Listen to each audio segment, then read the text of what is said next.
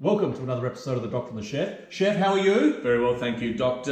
The festive season is nigh. Cheers. Merry Christmas. Merry Christmas to you Happy too. New Year.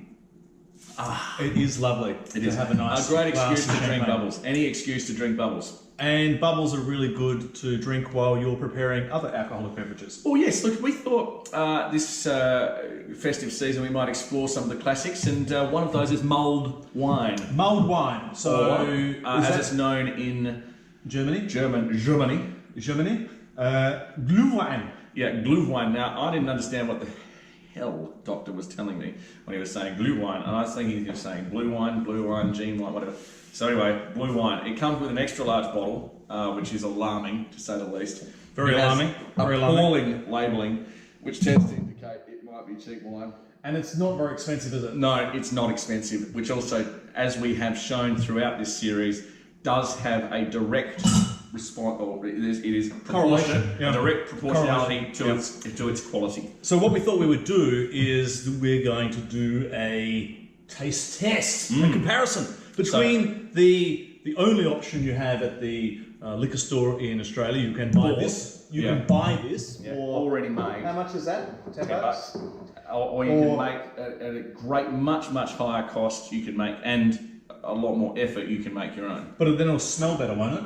Well, the house will smell better. Presumably, it will taste better. I would hope it would taste better. So what have we got here? So the first thing, we thought we would spread it out on the table here so you can see what you need. A lot of citrus. They like citrus. So the first thing you need is a couple of oranges. It says clementines, but not always available in Australia. No, and they're certainly not available this time of year. They're more like a mandarin. Yeah, So. because we're obviously the wrong season for compared to in the Northern Hemisphere. So just grab a couple of oranges. Or the right season if you think of us being right and them wrong.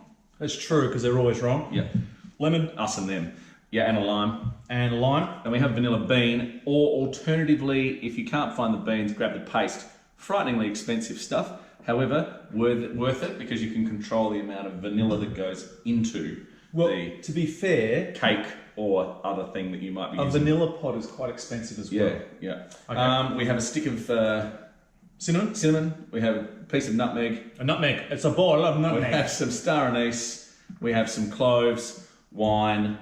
I'm not sure what that is. Icing sugar. No, caster sugar. Sugar. So you need just so you get the recipe right: 2 oranges, 1 lemon, 1 lime, 1 vanilla pod, or half a teaspoon. Half a teaspoon. Yeah. 1 stick of cinnamon. 1 nutmeg. 2 star anise. 6 cloves. 6 cloves. 3 fresh bay leaves, not dried ones. You don't want the dried ones. You've actually got to get the dry ones. Get fresh the fresh ones. You can get them from your good fruit and veg shop.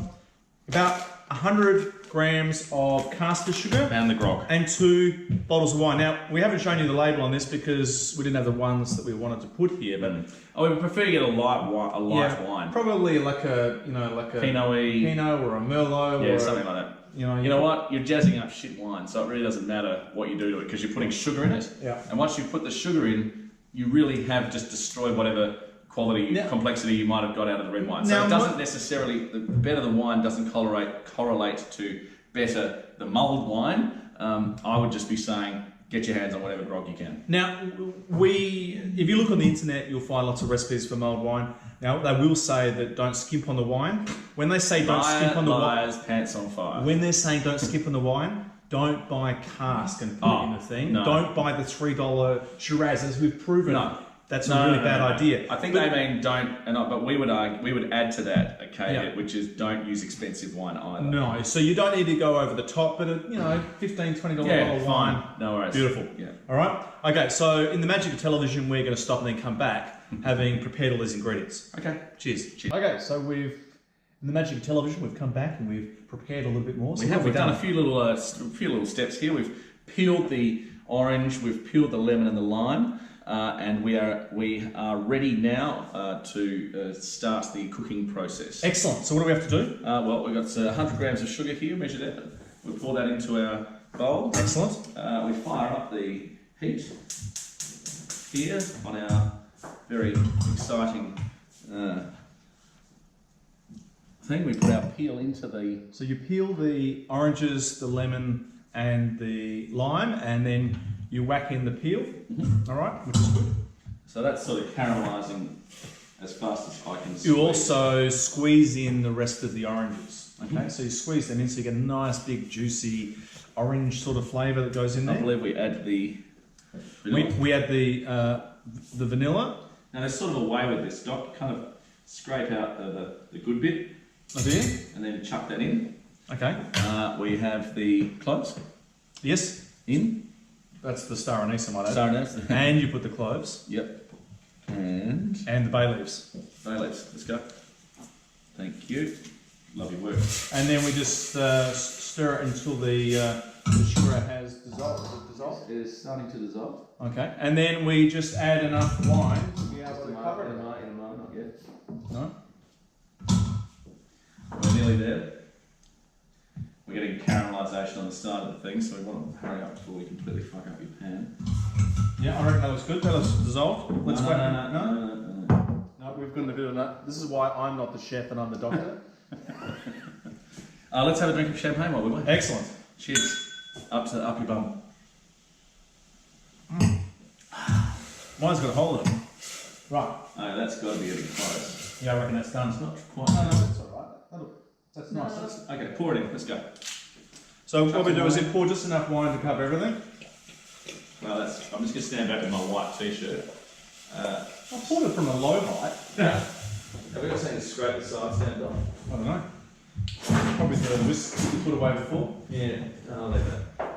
And so now we are simply allowing the red wine to mix soak itself into the and we'll come back. Sugary fabulousness. We'll come back in a bit yes. with some more added bits. Lovely. Okay, so in the magic of television, we've come back and we've prepared a little bit more. So we've done a few little steps here. We've peeled the orange, we've peeled the lemon and the lime, and we are ready now to start the cooking process. Excellent. So what do we have to do? Well, we've got 100 grams of sugar here, measured out. We pour that into our bowl. Excellent. We fire up the heat here on our very exciting thing. We put our peel into the... So you peel the oranges, the lemon and the lime, and then you whack in the peel, all right, which is good. So that's sort of caramelising as fast as I can. You also squeeze in the rest of the oranges. Okay, so you squeeze them in, so you get a nice big juicy orange sort of flavour that goes in there. I believe we add the vanilla. We add the vanilla. Now there's sort of a way with this, Doc. You kind of scrape out the good bit.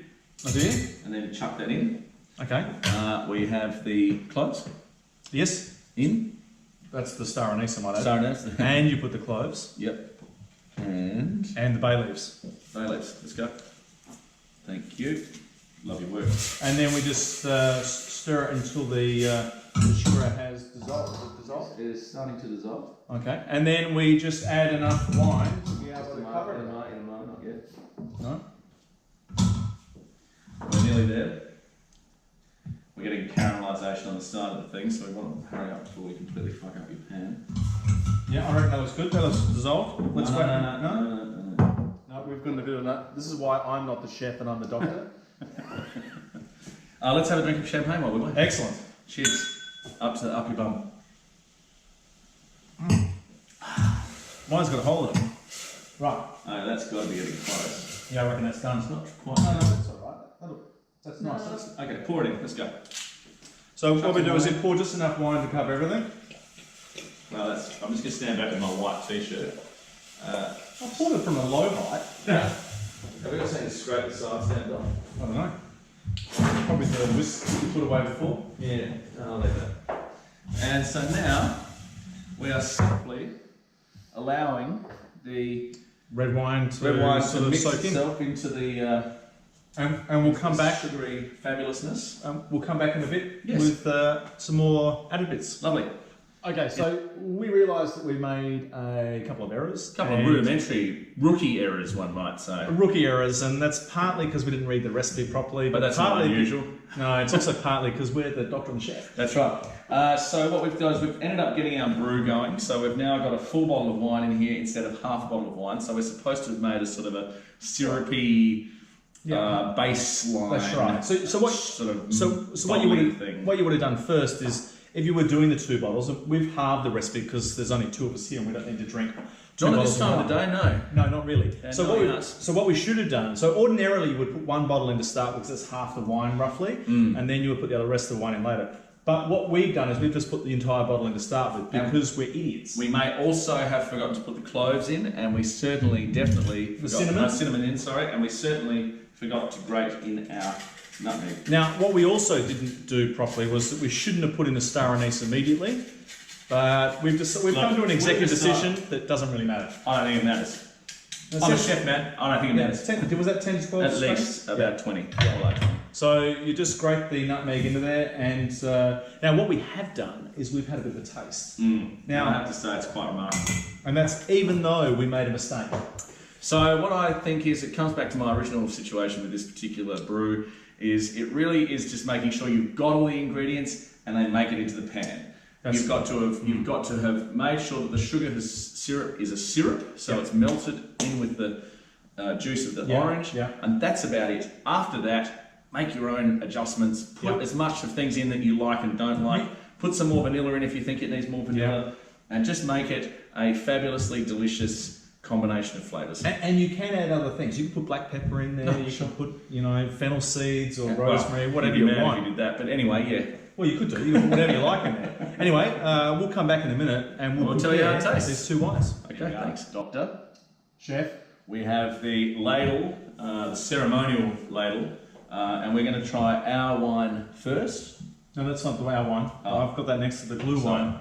Well, not that it's our air. So what we've done is we've heated up some of the glue wine.